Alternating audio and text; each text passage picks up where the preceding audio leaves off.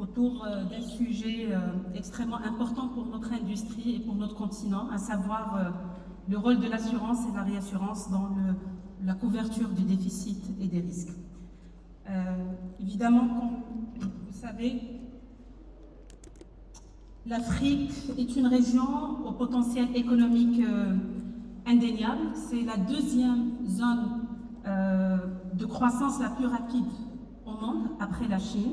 On le voit à travers ce graphe et l'ensemble des indicateurs sur la croissance sur les dernières années, ainsi que les projections. Donc elle bénéficie d'une reprise de croissance depuis le Covid qui est assez soutenue, grâce évidemment à ses ressources naturelles, à l'urbanisation rapide, à sa démographie qui est jeune, aux réformes économiques et qui renforcent évidemment son attractivité pour les investissements étrangers. Pourtant, et on le voit bien, cette croissance demeure inégalement répartie et fragile face à de nombreux risques à la fois internes et externes. Et évidemment, l'assurance et la réassurance, en tant qu'outil de stabilisation économique, jouent un rôle important et essentiel dans la réduction de cette vulnérabilité. Faites cette slide, et avant de rentrer dans les défis du secteur, c'est pour situer la problématique dans son contexte macroéconomique. Et cette slide, on le voit, elle nous renseigne sur une vérité, c'est que l'essor de l'assurance est intimement lié à la croissance économique. Donc on voit que l'évolution de taux de pénétration de l'assurance, il suit une courbe en S, donc avec une trajectoire avec trois dynamiques différentes. D'abord dans les économies à faible revenu, puisque pour ces pays-là, à gauche, on voit que l'assurance demeure marginale, contrainte évidemment par des capacités financières qui sont limitées et la culture de gestion de risque et de protection embryonnaire. Au-delà d'un certain seuil qui est estimé à 5 000 $ de PIB par habitant, l'accélération significative s'observe, évidemment grâce à l'augmentation du pouvoir d'achat, grâce à l'urbanisation et la structuration des marchés dans leur ensemble qui catalyse la demande en couverture aussi bien pour les particuliers que pour les entreprises. Et enfin, dans les économies les plus avancées, la progression ralentit et atteint un plateau puisque le marché arrive à maturité. Alors pourquoi cette corrélation? Parce que d'abord l'essor économique, comme on le voit ici, constitue un terreau fertile pour l'assurance à travers plusieurs mécanismes. D'abord parce que quand il y a de la croissance économique, les revenus augmentent, la capacité à s'assurer, elle est là. Deuxièmement, le secteur privé se développe à travers l'investissement. Il y a plus d'urbanisation, les conditions de vie s'améliorent. Et puis, le renforcement du cadre réglementaire et institutionnel, qui est évidemment un levier important. Et enfin, il y a l'évolution des risques et de l'innovation dans le domaine assurantiel. Inversement, l'assurance, elle bénéficie, comme on l'a vu, des effets de la croissance économique, et elle-même, elle s'érige en un levier puissant pour cette croissance économique, à travers trois dimensions. D'abord, l'assurance en tant que vecteur de croissance, puisqu'elle facilite la prise de risque et elle incite aux investissements, parce qu'elle mobilise de l'épargne et elle finance l'économie.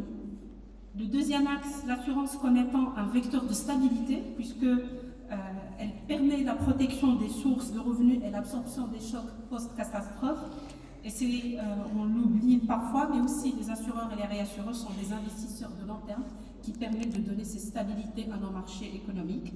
Et enfin, l'assurance en tant que vecteur de mutualisation, de mise en commun des risques et de transfert d'une génération à une autre.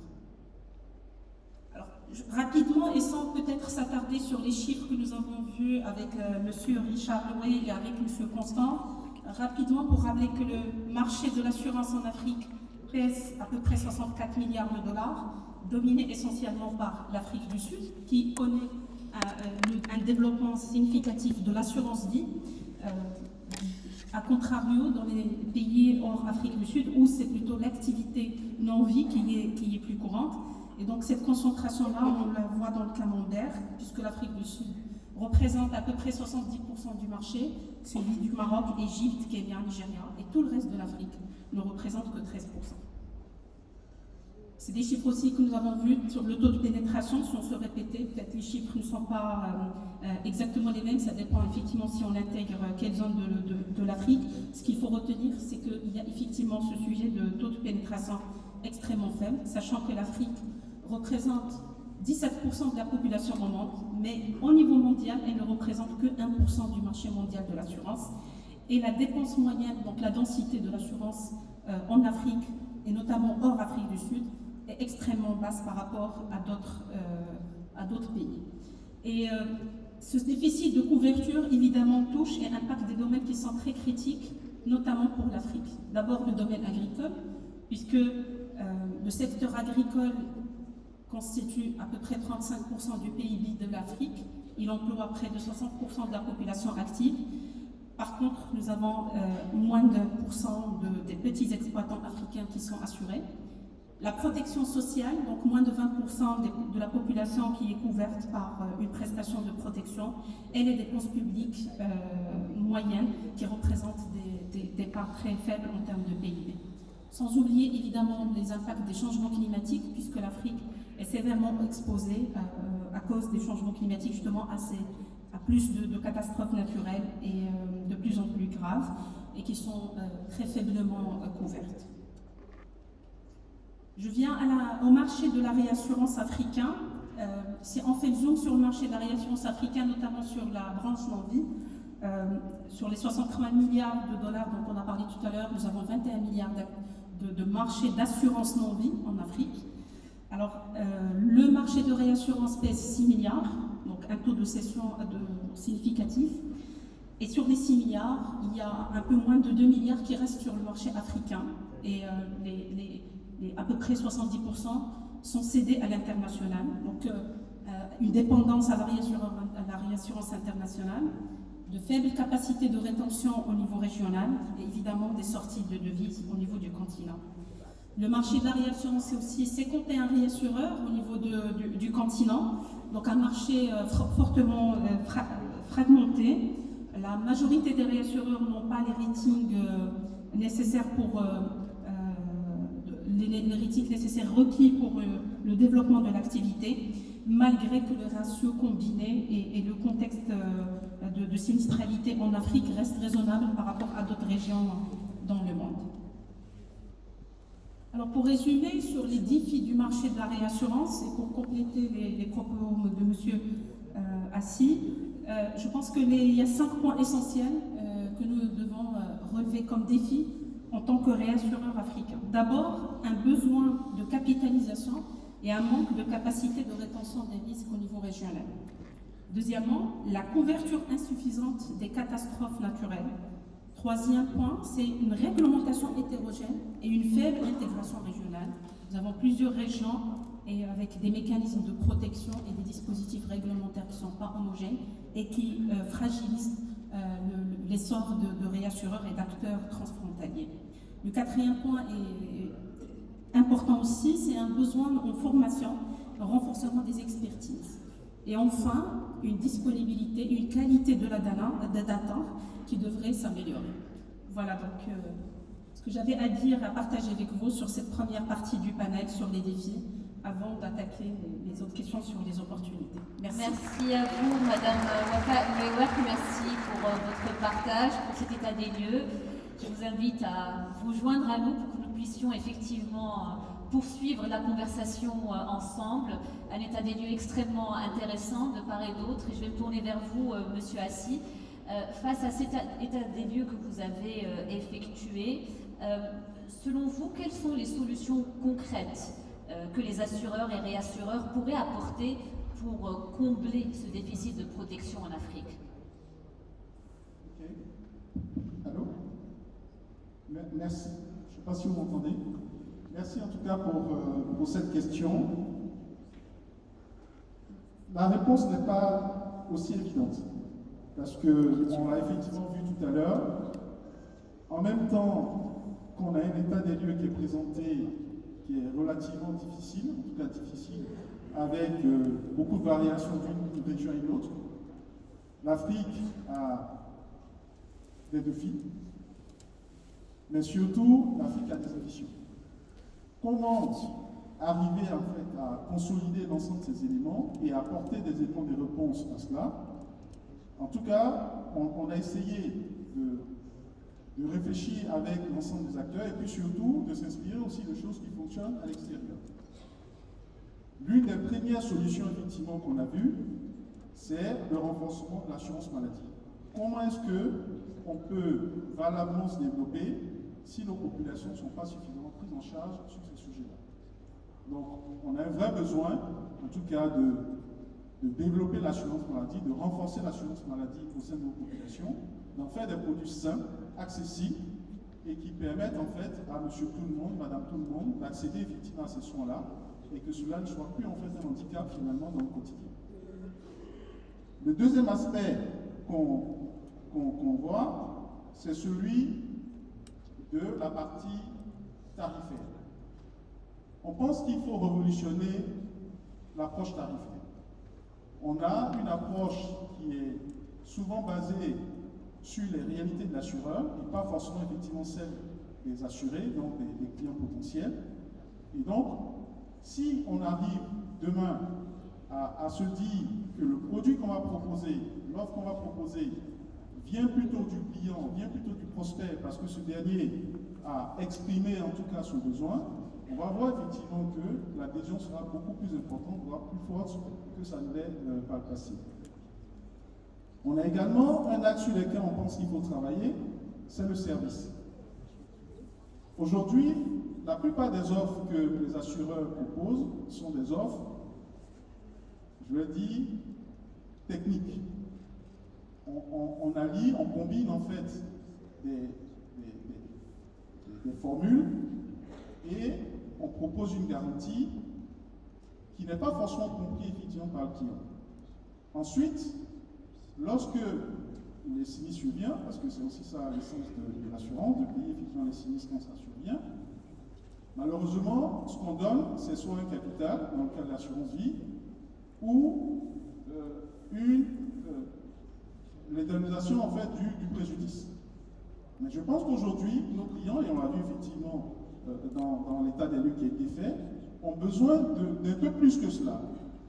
Ils n'attendent plus forcément aujourd'hui d'être indemnisés, mais ils attendent effectivement d'être accompagnés lorsque le risque survient. Et à cela, je vais prendre quelques exemples. Si vous avez un client qui a souscrit une MRH et que demain, il a effectivement un sinistre, je ne sais pas, de dégâts des eaux qui arrivent chez lui, c'est vrai que l'assureur va intervenir, mais ce qu'il attend peut-être un peu plus, ce n'est pas effectivement qu'on lui rembourse en fait les frais qu'il aura engagés dans 1 mois, 2 mois, ou en tout cas dans un certain temps, mais c'est plutôt qu'on lui envoie un artisan qui va être capable de venir réparer dans l'heure qui suit effectivement le sinistre son dégât et qu'il puisse recouvrer l'intégralité de sa maison pour en profiter. Oui. Si je prends le cas de l'assurance, la GAV, donc les garanties accident de la vie, ça a été évoqué ce matin par le président Tidjantien. Lorsque j'ai un sinistre, un accident qui survient et que je n'ai plus toutes mes facultés pour pouvoir me mouvoir chez moi ou dans mes activités, ce que j'attends, ce n'est pas forcément un capital, mais c'est plutôt quelqu'un qui va venir m'accompagner pour réorganiser ma maison, pour réorganiser mon activité, en tout cas me soutenir là-dedans. Et s'adapter à la nouvelle situation. Et un véritable accompagnement de bout en bout, en fait. Exactement. Et je pense que c'est ce sur quoi aujourd'hui les assureurs devraient effectivement travailler. Ne pas seulement proposer une garantie, mais un service derrière, parce que c'est ce service-là qui va faire la différence vis-à-vis de nos clients et qui vont faire effectivement que ces derniers sont totalement embarqués dans la problématique d'assurance. Très clair. Alors, un point important que je ne vais pas effectivement que je vais évoquer, c'est celui de l'éducation. Ça a été dit, on a véritablement un déficit d'éducation de nos populations, de nos prospects effectivement sur les risques. En fait, alors, je ne vais pas dire qu'on n'a pas suffisamment, mais en tout cas le constat est là. Il y a une volonté, en tout cas un souhait, de faire de l'éducation, de l'assurance, une réalité. Lorsque vous avez des populations qui ont une activité qui est couverte, qui ont besoin de cette activité pour survivre, et que du jour au lendemain, ils perdent tout, et qui ne sont pas sensibilisés au fait que c'est important de prendre une assurance, ça pose problème. Beaucoup de nos cadres qui partent de la formation primaire jusqu'à démarrer le travail n'ont jamais entendu ce que c'est qu'un produit d'assurance vie, n'ont jamais entendu ce que c'est qu'une couverture, ce que ça comporte, et l'intérêt qu'ils peuvent effectivement avoir à être couverts de ces risques-là. Je pense qu'il y a un vrai sujet sur l'éducation et nos organisations professionnelles et nos États, je pense, devraient en tout cas travailler effectivement dans ce sens-là. Et je m'arrête là. Merci beaucoup, merci beaucoup. Beaucoup à dire effectivement, mais en tout cas l'intégration de cette éducation, de cette sensibilisation en amont est le plus tôt possible pour que réellement derrière nous en ressentions les bénéfices. Je vais me tourner vers vous, Madame Wafa Mlewek. Qu'en est-il cette fois-ci des solutions concrètes pour la réassurance en Afrique? Alors, du point de vue réassurance, je pense que les opportunités sont nombreuses. Et je commence par un point essentiel, c'est l'harmonisation et l'amélioration des régulations. Parce que, comme je disais tout à l'heure, au niveau de l'Afrique, nous avons plusieurs régions avec des réglementations spécifiques, avec généralement des mécanismes de protection. Et tout à l'heure, il y avait une question qui était évoquée sur le bon équilibre entre l'ouverture et la protection. Et je pense que l'Afrique gagnerait à réfléchir protection d'abord au niveau continental et pas uniquement local. Donc l'harmonisation des régulations étant un préalable important pour le développement du marché de réassurance. Le deuxième point, c'est toutes les nouvelles technologies qui sont aujourd'hui très importantes pour une meilleure accessibilité aux produits de l'assurance, pour le développement de l'assurance inclusive, mais aussi pour la sophistication des produits de réassurance. C'est aussi un levier incontournable aujourd'hui. Le troisième point, effectivement, M. Assi l'a signalé, c'est l'éducation, la sensibilisation pour faire connaître l'assurance, faire connaître la réassurance. Un point aussi important pour la réassurance, c'est le développement des partenariats entre les acteurs régionaux, entre les acteurs africains, pour plus de synergie entre eux d'abord, pour plus de partage. Dans un second temps aussi, plus de partenariat avec évidemment les réassureurs internationaux qui apportent des capacités financières importantes, qui ont aussi une longueur d'avance en termes d'expertise. Et enfin, des partenariats aussi avec des bailleurs de fonds et des ONG internationales, parce qu'il y a le sujet de financement de certains risques qui sont spécifiques à l'Afrique, comme l'agriculture, la sécheresse, les risques catastrophiques, on peut designer des produits d'assurance et de réassurance, mais in fine, il y aura un sujet de financement et donc leur contribution peut être intéressante. Et enfin, si on a tous ces leviers-là, je pense que travailler vraiment sérieusement entre acteurs africains pour développer des produits spécifiques à l'Afrique, des produits affinitaires, des produits à usage adaptés à la population africaine, des produits de couverture des risques spécifiques à l'Afrique. Merci beaucoup pour cet éclairage. Je reviendrai vers vous pour illustrer un petit peu cela. Je voudrais, à ce titre, justement, pour nous projeter, comprendre de manière concrète, illustrer, si vous le permettez, avec quelques exemples, Monsieur Assi, si vous pouvez nous partager des retours d'expérience aboutis de votre expérience qui ont vraiment contribué à réduire le déficit de protection d'assurance en Afrique.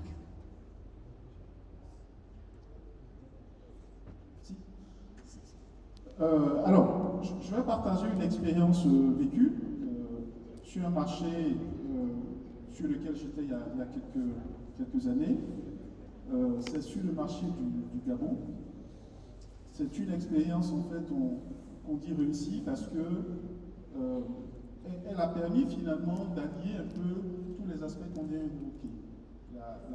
La digitalisation, tout ce qui est au niveau des plateformes numériques, tout ce qui est produit simple, révolution effectivement dans l'approche tarifaire.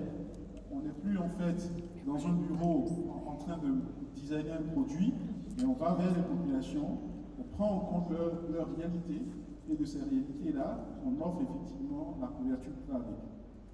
Donc c'est un produit effectivement, enfin c'est un produit puisqu'il est encore commercialisé, c'est un produit de prévoyance qui permet de couvrir contre le risque de décès et d'invalidité des personnes qui n'avaient pas accès en fait finalement à ce type d'offre-là. Et l'approche a été simple, c'est de dire on ne va pas effectivement rester dans notre bureau pour monter le produit, on va aller voir la population cible sur ce garantie-là. Donc c'était les mamans, hein, comme on dit en fait dans nos pays, les mamans qui commercialisent dehors, qui ont une activité qui n'est peut-être pas très prospère, mais en tout cas qui ont une activité. Le matin se lèvent, vont vaquer à ses occupations, rentrent chez elles, avec pas beaucoup de ressources, mais en tout cas fiers effectivement de pouvoir le vivre. Et on s'est dit, au-delà de l'aspect épargne, qu'on retrouvait classiquement parce que ça existait déjà, on voulait travailler maintenant sur la couverture vraiment d'essai invalidité, parce qu'il arrivait quelquefois que ces personnes ne soient plus là et que l'invalidité effectivement pourrait arriver et donc toute l'activité complètement bloquée. Et on a monté ce produit-là qui leur permettait chaque mois de payer une prime qui faisait 500 francs CFA. 500 francs CFA, je ne dis pas que c'est rien, mais en tout cas c'est un montant que ces clients-là, ces prospects-là, étaient sûrs de pouvoir payer chaque mois. Vous voyez, on n'était plus dans l'approche où on disait voici votre prime, elle coûte 20 000 francs par an, elle coûte 50 000 francs par an. Non, c'est de dire quel est le montant que vous pouvez effectivement payer. Et on avait une vraie intégration de l'ensemble du process, avec une vraie démarche, une interaction qui se faisait. Donc une première partie qui était le contact, on l'a évoqué ce matin, on dit l'assurance reste quand même effectivement un métier de contact, de confiance. Et puis dès l'instant où c'était enclenché, elle payait elle-même le prix directement par les outils mobiles, chaque mois, de façon assez itérative, de façon fonctionnelle, et ça marchait. Et on s'est dit, waouh, en fait, on aurait pu rester effectivement dans nos bureaux sur les autres produits qu'on commercialise classiquement, qui c'est vrai se développent, mais pas aussi important, pas de façon aussi importante que celui-là. Et ça a été un vrai succès. Un vrai succès parce que en quasiment 6 mois, pour ceux qui connaissent la population du Gabon, c'est autour de 2 millions d'habitants, on avait pratiquement 100 000 souscriptions. Oui, ce qui est conséquent. Ce qui est conséquent. Absolument. Et ça nous a permis d'adresser effectivement ce point-là.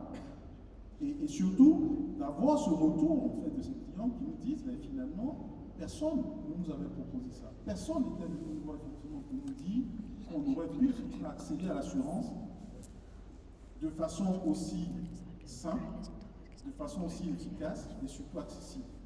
Parce que jusque-là, ces populations ont considéré l'assurance comme quelque chose qui était effectivement à destination des riches.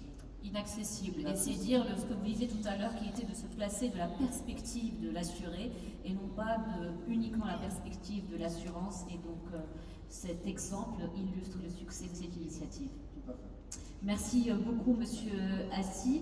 Madame Wafabléo, tout à l'heure, avec Monsieur Richard Loué, nous parlions des compétences, des expertises. J'aimerais aussi avoir votre perspective sur la chose, notamment sur la réassurance. Quelles sont les expertises nécessaires à votre avis? Merci pour cette question, effectivement. Les initiés, les participants à ce congrès qui connaissent parfaitement l'industrie de réassurance connaissent déjà quelles sont les expertises effectivement requises. Alors pour répondre à la question, l'écosystème de la réassurance, il repose sur un maillage assez complexe d'acteurs et d'intervenants avec des profils, richesses dans les profils et dans les compétences. Alors pour décrire ça, je dirais qu'il y a des familles d'expertise. D'abord, des expertises techniques, tout ce que nous appelons expertise technique, tout ce qui est actuariat, modélisation, gestion des risques, mais aussi les expertises en souscription, qui sont généralement des expertises par branche d'activité, que ce soit dans les secteurs industriels, énergétiques, maritimes, transport, assurance vie, etc. La deuxième famille des expertises, c'est les expertises financières, donc, pour la gestion des fonds propres, pour les normes IFRS, pour les solvabilités, les normes de solvabilité, mais aussi pour la gestion d'actifs et la gestion des portefeuilles et des réserves des compagnies d'assurance et de réassurance. Le troisième bloc d'expertise, c'est tout ce qui est juridique, il est important, et conformité et réglementaire. Et j'oublie pas le bloc aussi de digital parce que c'est important. Les expertises digitales aujourd'hui dans notre industrie jouent un rôle essentiel dans l'efficience des process, dans la transformation des parcours clients, dans les temps de réponse. Et enfin, les expertises qui sont importantes aussi, c'est tout ce qui est lié au développement commercial et stratégique pour la connaissance des marchés sur lesquels on s'expose et puis tout ce qui est négociation des affaires. Voilà globalement le panorama des expertises qui composent l'industrie de la réassurance. Merci beaucoup, merci pour ce partage. Alors, Monsieur Alcy, pour récapituler très brièvement, parce que j'aimerais offrir l'opportunité à notre audience dans la salle de vous poser quelques questions avant qu'on clôture ensemble ce panel. Quelles sont les actions clés à mettre en place en priorité pour pallier à ce déficit de protection de l'assurance en Afrique? 4 actions, pas plus. Si on arrive à faire ça, je pense que ce serait très très bien. Première action qui est importante, et on l'a dit, c'est de faire de l'éducation, de l'assurance et des services financiers une priorité. On est tous d'accord là-dessus. Les 2 premiers intervenants l'ont dit. Tant qu'on n'aura pas une population sensible à ce sujet-là, le développement de l'assurance ne va pas s'opérer comme on le souhaiterait. Donc, premier point, c'est vraiment de veiller et de travailler à la formation, à l'éducation, je dirais, de nos populations sur tout ce qui est risque assurantiel et tout ce qui est risque financier. Le second axe sur lequel on pense qu'il faut également travailler, c'est celui de la digitalisation, de tout ce qui est plateforme numérique. Et d'ailleurs, dans ce cadre-là, le groupe Sumou a énormément investi en fait, sur le sujet, avec beaucoup de développement, donc, modification des parcours, interactions effectivement différentes avec les clients. Donc, sujet extrêmement important pour lequel effectivement on progresse. On a également un troisième axe que j'ai évoqué tout à l'heure, sur lequel je souhaiterais effectivement qu'on puisse aussi embarquer, c'est la combinaison, le combo gagnant entre l'offre de produits et le service. Si on offre des produits et que ces produits-là ne sont pas accompagnés de services, malheureusement, on va rester, je ne vais pas dire au même niveau, mais en tout cas la progression ne sera pas à la hauteur de nos attentes. Donc il faut qu'on travaille effectivement à ce que cette combinaison-là devienne une réalité effectivement dans nos pays et qu'on puisse effectivement en faire quelque chose de très gagnant. Le dernier point effectivement sur lequel on travaille, c'est la donnée.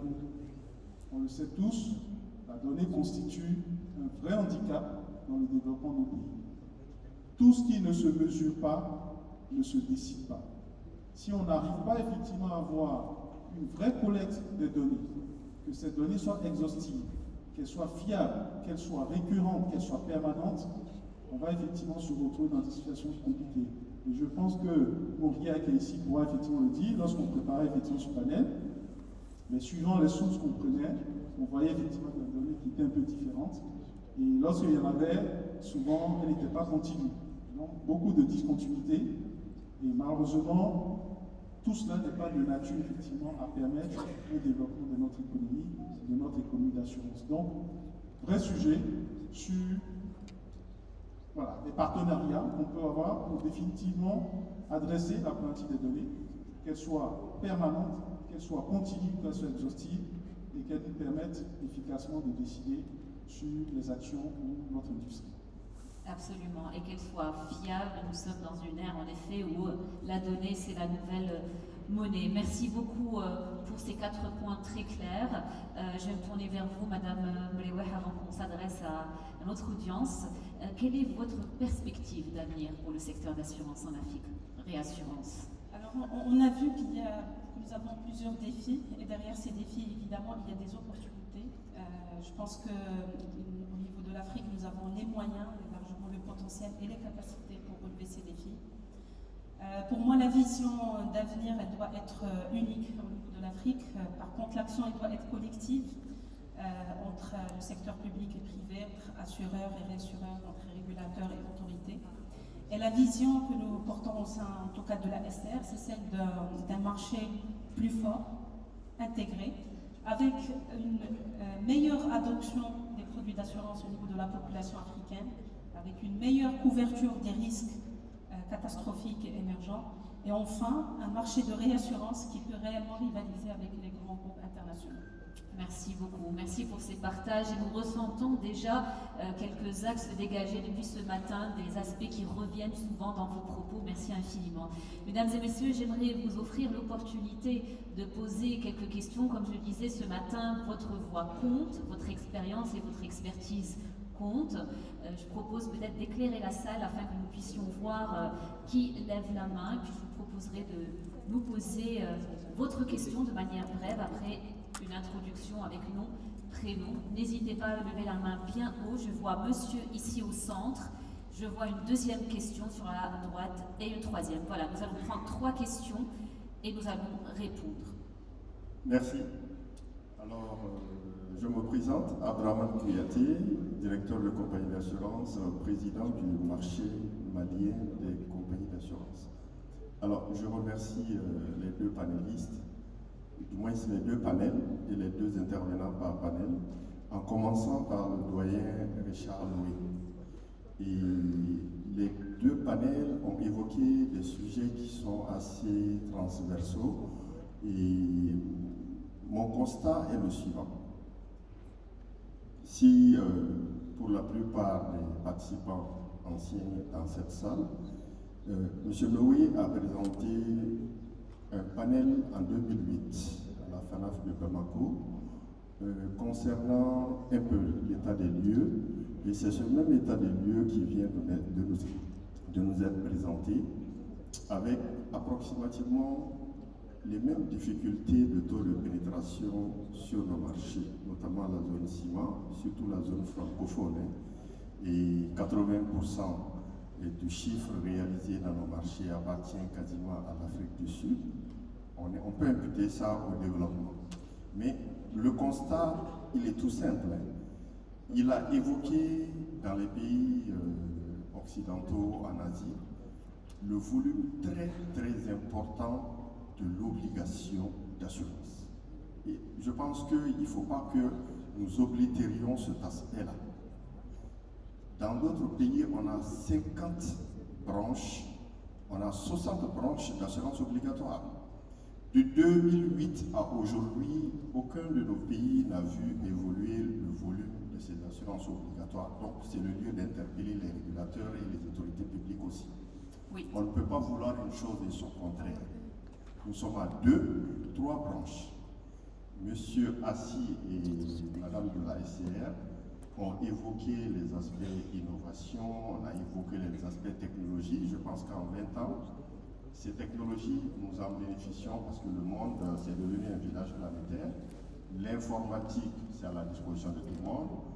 L'intelligence artificielle, aujourd'hui, c'est à la disposition des enfants de Pékin, de Washington comme de Ouagadougou. Et je pense que c'est le bon sens et la chose la mieux partagée. Il faut qu'on parle du vrai problème, qu'on prenne le taureau par les cornes, c'est l'obligation d'assurance. Absolument. C'est un point qui a été évoqué plusieurs fois. Exactement. Vous avez parfaitement raison. Les autorités doivent être interpellées pour que de 2 à 3 branches obligatoires, qu'on puisse les porter à 10 assurances ou 10 branches obligatoires. Vous allez voir le résultat. Nos marchés vont décoller. On va quitter le niveau des taux pitoyables de 0,5, de 1,5 à 15-20%. Je vous remercie. Merci infiniment à vous, cher monsieur. Merci pour ces propos. Nous allons prendre la deuxième question là sur la droite. Et puis nous reviendrons vers vous, monsieur. Si vous pouvez vous présenter le temps qu'on vous donne le micro. Merci. Oui, c'est Saliou Bakayoko, assureur à la retraite. Je vais dire ça comme ça, c'est plus facile. Merci pour votre présence parmi nous. Alors, je revenais un peu sur, sur le risque santé que M. Assi a évoqué. là-bas, il y a vraiment un déficit de protection. Nous sommes tous d'accord. Et le président Loé a parlé de particuliers. Si vous voyez, dans ce deux marchés aujourd'hui, l'assurance santé, c'est beaucoup plus du collectif. Or, qu'est-ce qu'on constate sur ce risque?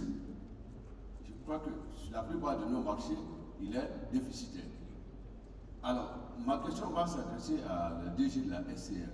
Du point de vue de la réassurance, comment nous pouvons partager ces risques pour qu'ils soient moins pesants pour les assureurs? Je le dis parce que dans une vie antérieure, j'étais encore réassureur de la sécurité. Nous avions à l'époque proposé des programmes de réassurance pour la maladie. Peut-être c'est les compagnies elles-mêmes qui refusaient. Est-ce que les choses ont évolué aujourd'hui? Est-ce que la SCR, dans votre cas particulier, pour les portefeuilles maladie des compagnies d'assurance, qu'est-ce que vous leur proposez? Est-ce qu'aujourd'hui, dans votre portefeuille de la SCR, l'assurance maladie a une part importante en termes de réassurance? Merci. Pour cette question, et enfin une troisième question ici au centre, puis nous répondrons à ces trois-là. Merci.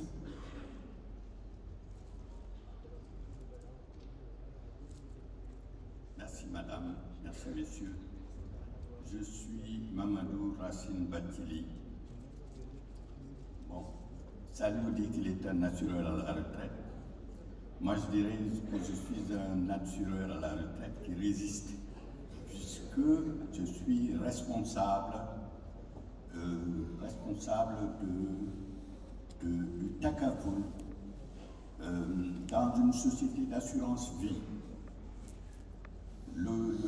La pratique, le voisinage et la réflexion sur l'assurance Takaful me permet de rebondir à la fois sur les observations de Saliou, de M. Thiam et des panélistes, pour dire que on reconnaît à l'État le devoir de compléter la protection du public quand il s'agit de risques de population à revenus relativement faibles et pour prévenir une espèce de dérive de la sinistralité qui arrive pour les classes moyennes quand on protège la santé. Les assureurs, parmi les intervenants, ont un instrument qui est une espèce de mutuelle qu'ils gèrent dans le respect d'un certain nombre de règles. Donc c'est une mutuelle et cette mutuelle a la caractéristique d'être orientée client à 100%, puisque l'ensemble de la prime de risque est géré pour le compte et le profit exclusif des assurés. Le défaut que nous avons en matière d'assurance, disons de soigner, de surveiller le règlement des sinistres est gommé.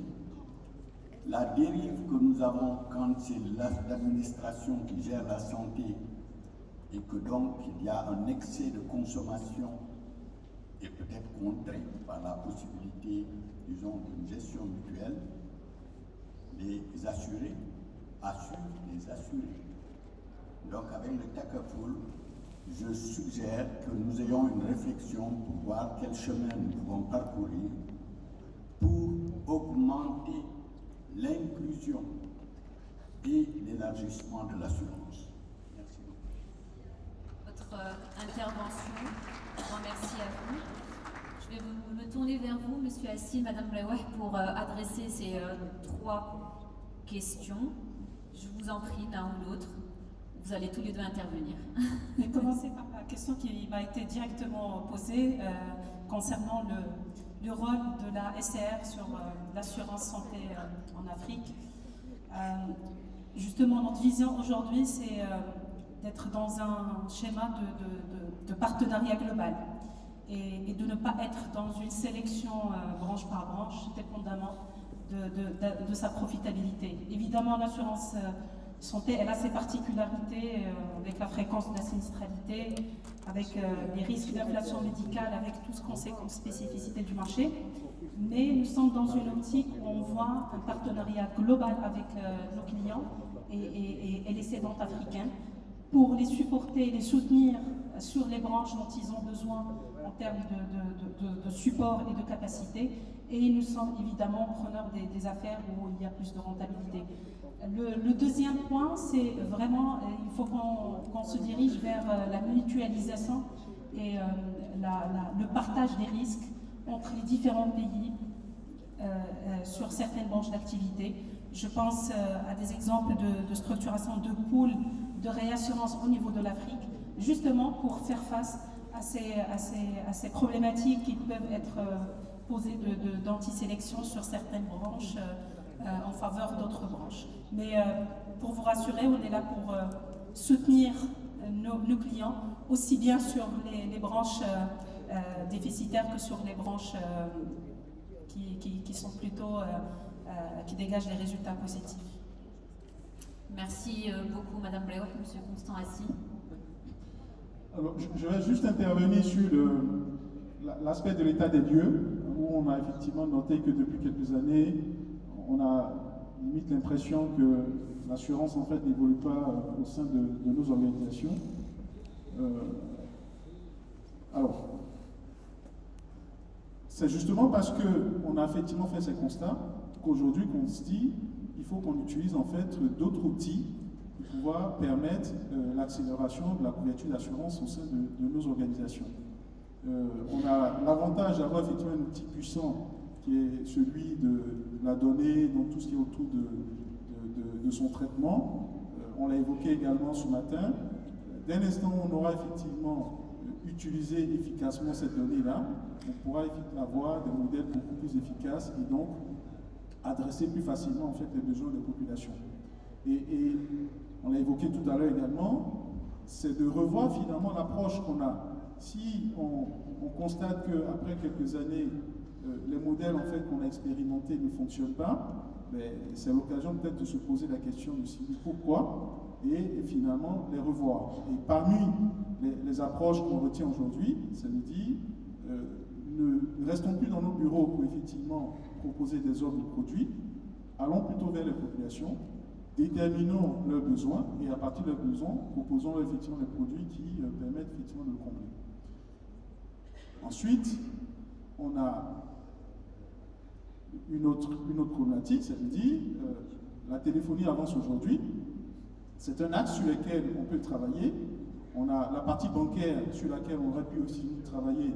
Malheureusement, le taux de bancarisation fait que les personnes à qui on peut adresser ce type de produit-là n'est pas assez important. Et donc, si on a la partie téléphonique qui progresse très bien, on a vu des taux de pénétration qui sont 80-90% même dans certains pays, c'est peut-être effectivement d'explorer cette partie-là.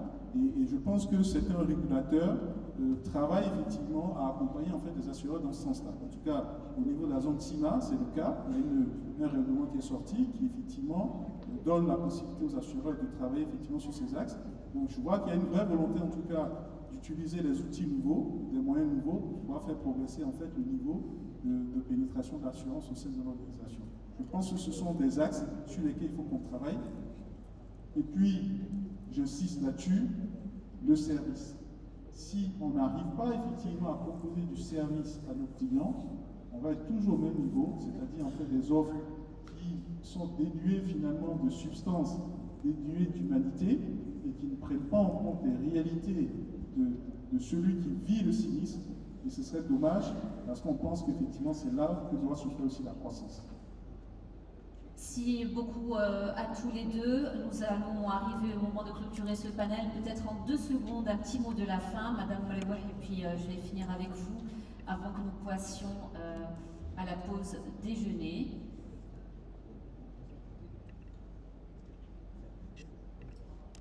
Ce que je souhaite dire, c'est que l'Afrique est le continent de l'avenir et son secteur d'assurance et de réassurance doit être à la hauteur de cette ambition. Donc je pense que notre responsabilité à tous étant d'innover, de sortir un petit peu, de dépasser les approches traditionnelles, de repenser les modèles pour accomplir cette ambition.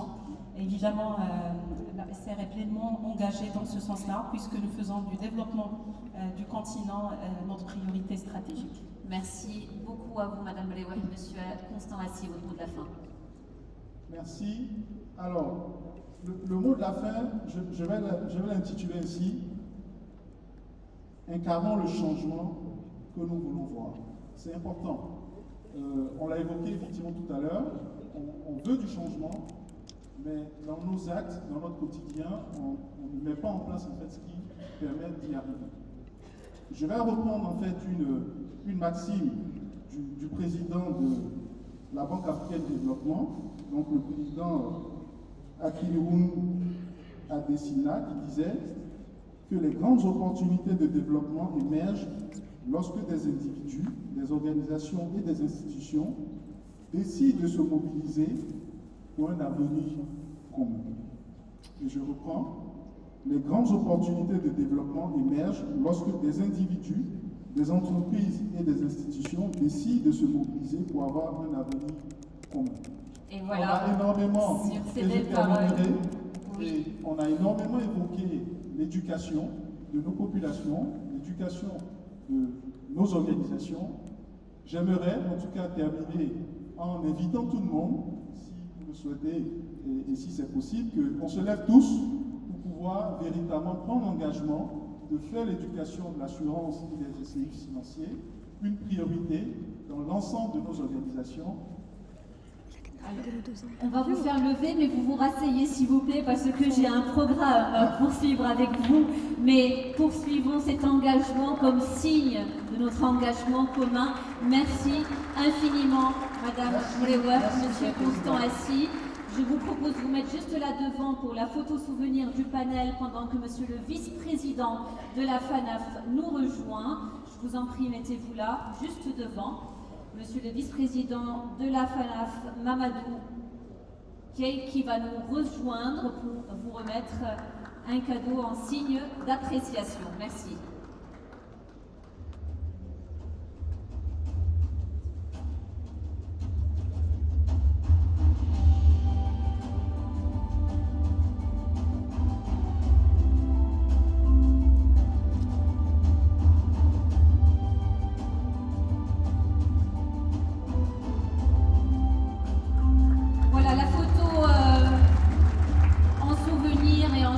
D'appréciation de votre participation à la 49e Assemblée Générale de la FANAF. Mesdames et messieurs, c'était Madame Wafa Mourewa. Sous vos applaudissements.